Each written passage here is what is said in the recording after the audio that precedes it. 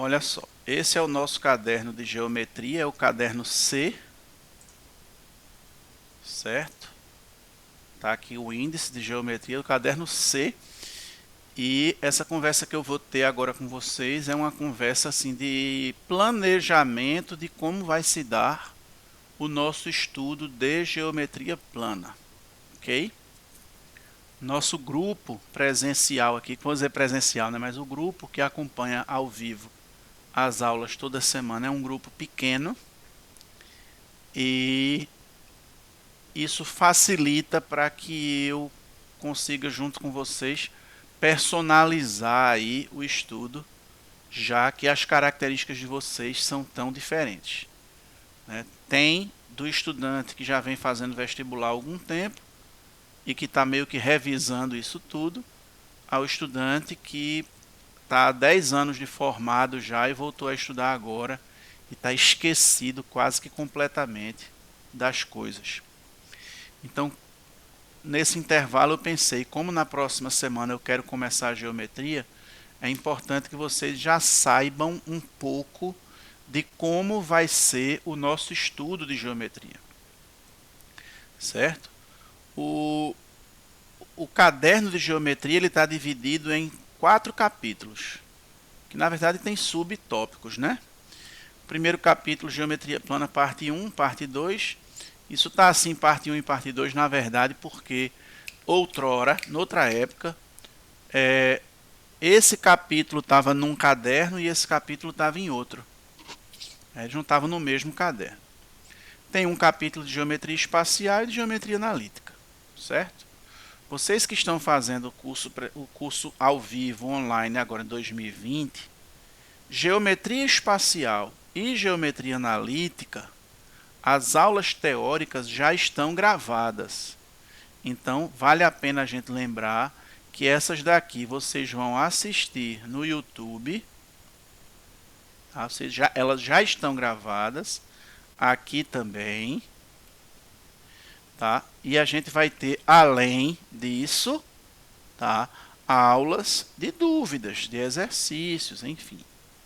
É óbvio que a gente vai, feito a gente fez com progressões, feito a gente fez com trigonometria, feito a gente fez com estatística, que inclusive estatística a gente está devendo, não é? Eu acho que ainda sentar para tirar as dúvidas de estatística.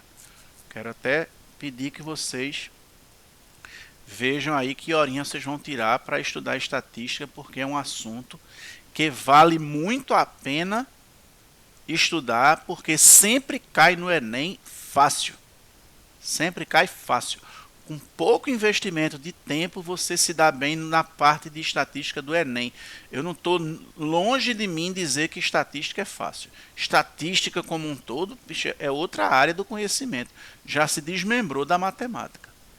Ela tem a sua linha de raciocínio própria. Mas enfim, espacial e analítica vocês vão assistir. Não precisa ser agora, mas vocês vão ter que se organizar para isso.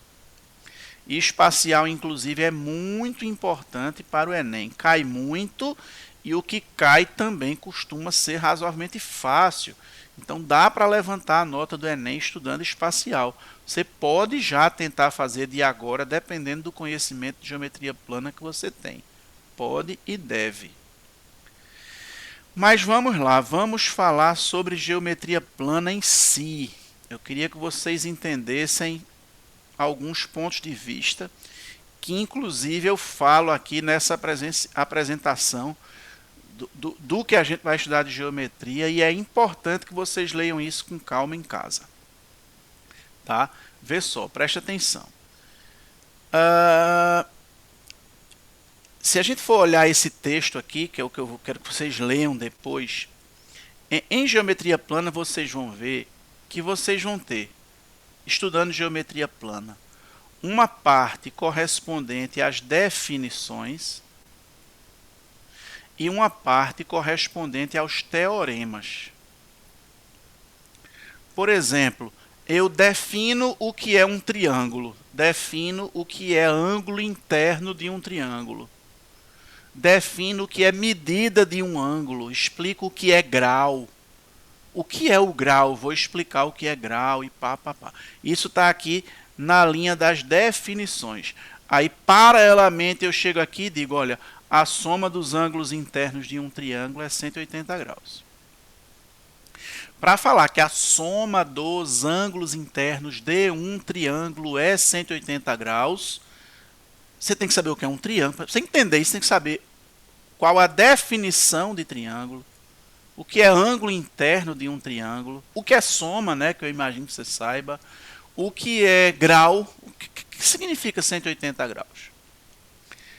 E assim, essa apropriação, prestem muita atenção a isso, viu? Essa aula é importante. Essa apropriação das definições, dos nomes dados às coisas, essa apropriação, ela pode e deve ser dividida entre nós. Tipo, eu acho que não compensa nós gastarmos do nosso tempo para eu dizer a vocês, no meio de uma aula, e escrever aqui na lousa o que é um ângulo agudo, o que é um triângulo retângulo, o que é hipotenusa, o que é uma diagonal. Então, as definições que têm muito a ver com a nomenclatura, elas são informações, conhecimento. Exige muito mais leitura do que assistir a uma aula. Pô. É quando eu digo, precisar de Alvino para que ele diga o que é um ângulo obtuso. Não precisa. Porque você vai chegar aqui no material, essa parte da nomenclatura, das definições, você consegue se apropriar. E aí tem os teoremas, que são as propriedades dessas coisas que eu defini. Aí pronto, esses teoremas, eles vão permitir que você resolva os problemas. Mas a nomenclatura e as definições vão permitir que você entenda o problema. Porque como é que eu vou saber que teorema usar se eu não sei nem que termos são aqueles que são usados na questão? Aí a questão pergunta, qual a medida do ângulo côncavo formado pelos ponteiros de um relógio de ponteiros a tal hora? Como é que eu vou responder se eu não sei o que é um ângulo côncavo? Então, eu não vou saber. Eu preciso me apropriar dessa definição. Tá? Fora isso, eu não vou me preocupar no estudo de geometria, eu não vou ter me sentir na obrigação de demonstrar todos os teoremas, provar todos os mínimos detalhes. Eu tenho muitos livros de geometria aqui que são mais pesados, se preocupam ali em justificar cada passo. Não, eu vou fazer as justificativas daquilo que eu achar que pode acelerar, melhorar a resolução das questões na prova. Ah, eu me esqueci daquele teorema, mas dá para deduzir facilmente aqui, papá, o cara deduz e faz. Eu vou me preocupar mais com vocês nos teoremas, mas eu vou pedir que, para isso, vocês se apropriem da nomenclatura. Vou dar um exemplo. Se eu vou começar a estudar ângulos, eu queria que quem não tem essa bagagem teórica, porque faz muito tempo que não estuda, leia isso aqui, o que é ângulo, o que é medida de um ângulo, para ver a definição de grau, o que é minuto, o que é segundo, ver a definição de radiano. Está aqui mostrando um grau, mostrando aqui o que é um radiano. Aí tem aqui uma nomenclatura para os ângulos, ângulo nulo, ângulo reto, ângulo raso, ângulo pleno, ângulo agudo, ângulo obtuso, ângulo convexo, ângulo côncavo. Mas o que é que eu garanto a vocês? Como isso aqui é nomenclatura, é linguagem, isso fará parte da minha fala. Quando eu estiver estudando com vocês, eu vou chegar aqui, olha, esse ângulozinho agudo, esse ângulo obtuso aqui, e eu posso, até à medida em que estou resolvendo os problemas, e lembrando alguns termos desses. mas eu não acho prudente, necessário, eu acho um desperdício eu gastar 10 minutos, 15 minutos de uma aula explicando e anotando e desenhando para dizer a vocês o que é um ângulo reto, o que é um ângulo convexo. Porque, primeiro que o Enem não tem nem tanto essa preocupação, certo? O que são ângulos complementares, suplementares ou replementares entre si? Leiam. Quem já sabe vai folhear e vai dizer, eu já sei disso. Mas quem lê isso aqui não lembrava o que era bissetriz, aí, opa, beleza, eu lembrei agora o que é bissetriz. Porque Alvino falará sobre bissetriz. Mas eu não quero, no meio da aula, ficar aqui. Vou parar 5 minutos para escrever na lousa o que é bissetriz, nem ficar passando o caderno com vocês. Mas quando chegar aqui, ângulos formados por duas paralelas cortadas por uma transversal. Aqui tem umas propriedadezinhas que é bom que eu explique. Aí eu vou parar aqui, pessoal, vou explicar melhor a vocês aqui a diferença entre grau e radiano. Aí eu vou explicar grau radiano. Vou explicar aqui ângulos formados por duas paralelas e uma transversal. E tá aqui, PEI. Aí aqui vai começar como se fosse outro capítulo, polígonos. Aí eu vou para os exercícios. Depois que fizer exercícios de ângulos, aí eu venho para polígono. Aí você já leu o que é um polígono convexo, o que é um polígono côncavo, o que é um polígono regular. Que isso faz parte daquela vertente, né? As definições, os nomes das coisas. Aí vem propriedades. Quando eu vou falar de propriedades, são os teoremas. Aí eu vou falar, qual é o número de diagonais de um polígono? Aí isso aqui eu vou explicar. Quantas diagonais passam pelo centro num polígono regular? Aí eu vou explicar. Qual é a soma dos ângulos internos de um polígono? Isso é uma propriedade, é um teorema. Eu vou explicar. Tá? Quanto é a soma dos ângulos externos de um polígono? É um teorema, eu vou explicar. Mas se quando eu for explicar, você já tiver folheado, tiver lido, na aula você vai fluir, vai aproveitar muito melhor. Porque a melhor maneira de ir fixando essas coisas é fazendo exercícios. Tá? Ângulo interno de um polígono. Aí aqui acabou polígonos. Exercício. Aí vem triângulos. Aí veja que tem aqui de novo, a nomenclatura. Isso é uma visão panorâmica. Há quem acha que não precisava eu falar isso. Mas eu acho que a pessoa entende o formato do material. Porque vê, como geometria é muito rica em nomenclatura nova, muitos termos específicos, e geometria plana tem 1000 vezes mais informações do que geometria espacial, é muito maior do que geometria espacial, principalmente o que é cobrado nas provas, eu estou mostrando isso, dando essa orientação para vocês. Então, triângulos, eu começo com a parte de nomenclatura, vou explicar o que é ângulo oposto, o que é ângulo adjacente. Quem já sabe, passa adiante. O que é um triângulo acutângulo, retângulo, obtusângulo, o que é um triângulo escaleno, isósceles, equilátero. Não compensa gastar 20 minutos explicando o que é triângulo isósceles, o que é triângulo equilátero. Porque quando eu for fazer exercícios, eu já de propósito coloquei exercícios que vão envolver triângulo isósceles, triângulo equilátero, triângulo retângulo, triângulo obtusângulo. E na explicação dos exercícios eu vou mencionar esses termos. Aí você que leu vai dizer, aquele. E na hora que esquecer, beleza.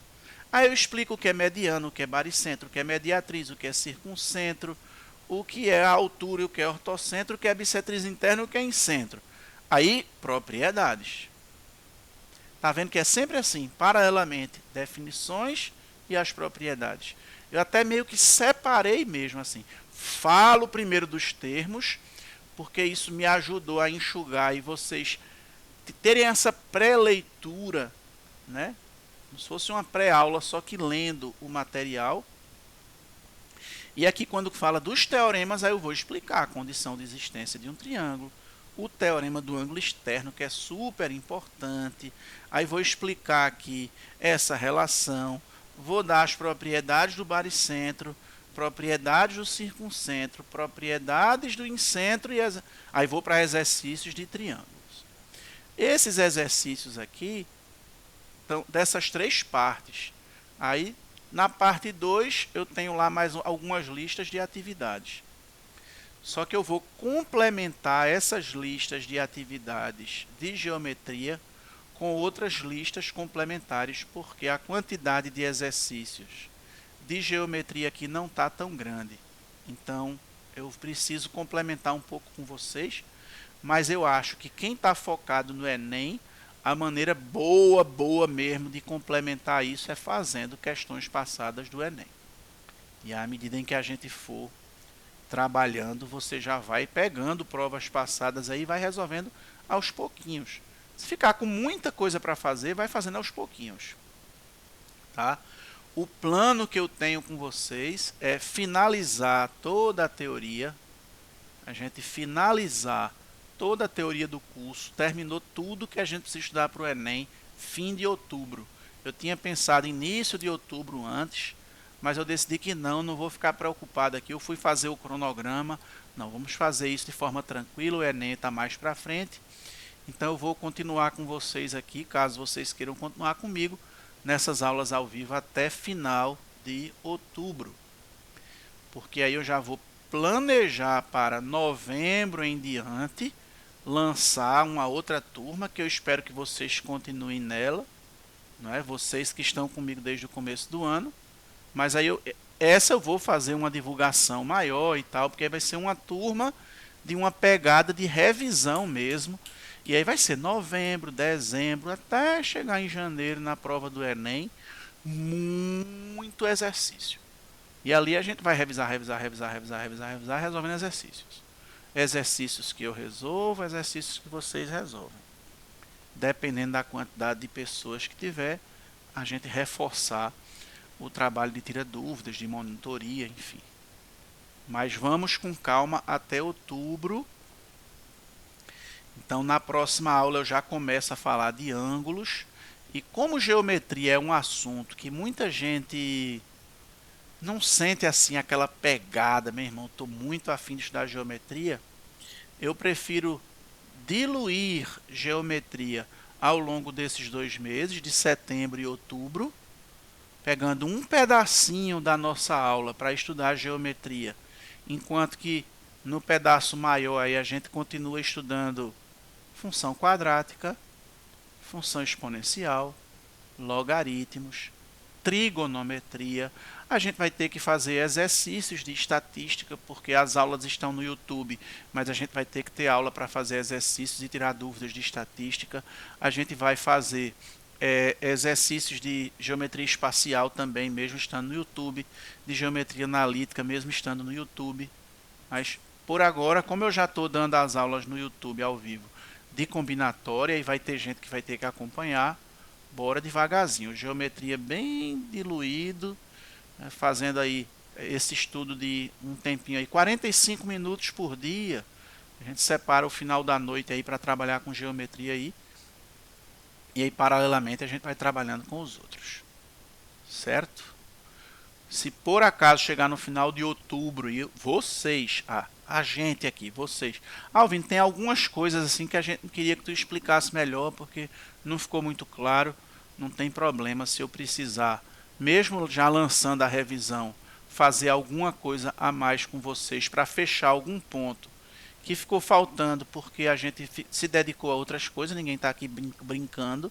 Se isso acontecer, não tem problema. Se for preciso, eu faço encontros só com vocês, que são os que estão comigo esse tempo todo, para finalizar aí alguma coisa que precise, mas eu acho que não vai precisar. Aí eu faço separadamente, sem vocês precisarem ter nenhum pagamento de mais isso, porque aí se a gente for lançar essa turma de revisão e vocês entrarem, e mesmo que não entre, não quero fazer a revisão não, mas querendo finalizar alguma coisa que porventura precise, a gente faz isso, certo? Então eu vou pedir a vocês que vocês já peguem lá no Google Classroom, que está lá, os PDFs estão lá. Acho que no grupo do Zap eu também coloquei. No meu grupo do Telegram também tem os 3 cadernos. Peguem o caderno C para vocês já irem usando a partir da próxima semana nas aulas a partir da próxima semana com geometria. Que aí eu vou começar a trabalhar devagarzinho, um pouquinho sobre ângulos, faço uns exercíciozinhos e a gente vai andando devagarzinho. Beleza? Show de bola, ficou claro aí como é que a gente vai trabalhar com geometria? Ficou. Pronto.